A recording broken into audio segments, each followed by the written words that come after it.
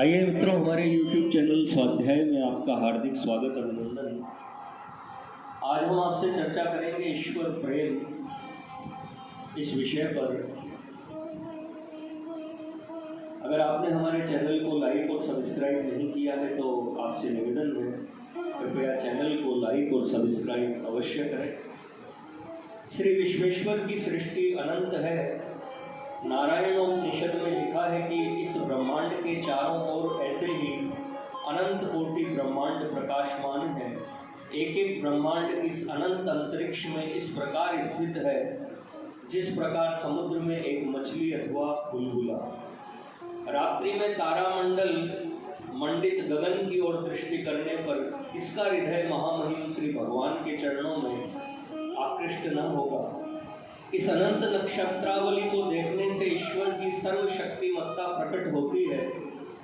प्रातःकालीन उषा की कमनीय कांति, पूर्णिमा के राकेश की अद्भुत शांति, भगवान भास्कर का अतुल प्रकाश, नभोमंडल में नयनाभिराम शक्र चाप का विकास, ये सब सृष्टिकर्ता की अद्भुत रचना चातुरी का ध्यान दिलाते हैं। परंतु जीव की क्या दशा हो रही है? वह संसार सागर में चला जा रहा है। उसका उद्देश्य है ईश्वर रत्न को प्राप्त करना, पर अज्ञान अंधकार के कारण उसे भ्रम हो रहा है। कामिनी कांचन रूप ढोंगे और सीपियों को ही वह ग्राह्य मान बैठा है और इसी से उसको तीन प्रकार के दुखों का भोग करना पड़ता है। इस त्रिविध कष्ट से संतप्त होकर उसे अपने अज्ञान का कुछ कुछ पता चलने लगता है तो ज्ञान रूप प्रकाश के लिए व्याकुल हो उठता है।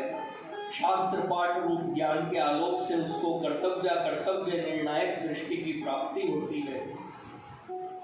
शास्त्र में बार बार लिखा है कि पुरुष का परम स्वार्थ है गोविंद में एकांत भक्ति। निर्मल भक्ति से ही भगवान मिलेंगे।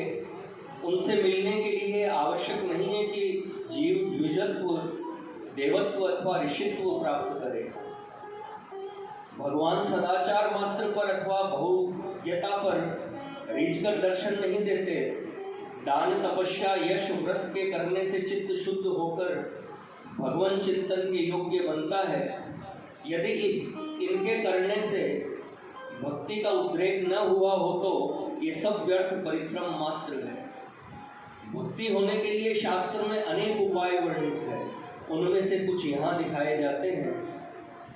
गुरु शुश्रूषा, सच्चे मन से ज्ञानदाता गुरु जी की सेवा, सर्वलब्धार्पण, जो कुछ मिले उसे भगवान के अर्पण करना, साधु संग, भगवान के भक्तों के साथ मिलना, कथा श्रद्धा, ईश्वर के चरित्र सुनने में अभिरुचि, कीर्तन, ईश्वर के गुण और कर्मों का बखान, ध्यान, भगवत विग्रह का चिंतन, स्तुति मंत्रों से अथवा नामोच्चारण से स्तव। भक्त जब सिद्ध हो जाता है तब वह भगवान के अवतारों को सुनकर मत्त के समान गान करता है, रोता है अथवा नाचता है। उसके शरीर पर पुलकावली छा जाती है और उसका कंठ गदगद हो जाता है। वह कभी चिल्लाता है, कभी ध्यान करता है, कभी मनुष्यों को प्रणाम करता है, कभी गहरे सांस लेता हुआ हरे, जगतपते, नारायण इत्यादि नामों का उच्चारण करता है। इस प्रकार की परमा भक्ति का लाभ जब जीव को हो जाता है तब वह कृत्य हो जाता है। उसके सब प्राकृतिक बंधन ध्वस्त हो जाते हैं और उसे भगवत दर्शन मिलता है। भगवान भक्तवत्सल है। क्या कभी ऐसा हो सकता है कि जीव उनसे प्रेम करे और वे उसकी उपेक्षा करें? नहीं, वे रसमय हैं। जब भक्त प्रेम रस देखेंगे तब अवश्य प्रकट होंगे। मैं प्रार्थना करता हूँ कि उन शरण दीन वत्सल के श्री चरणों में मेरा वैसा ही प्रेम रहे जैसा कि धन में लोभी का अथवा स्त्री में कामी का रहता है। मित्रों, यह थी ईश्वर प्रेम इस विषय पर संक्षिप्त ज्ञान चर्चा।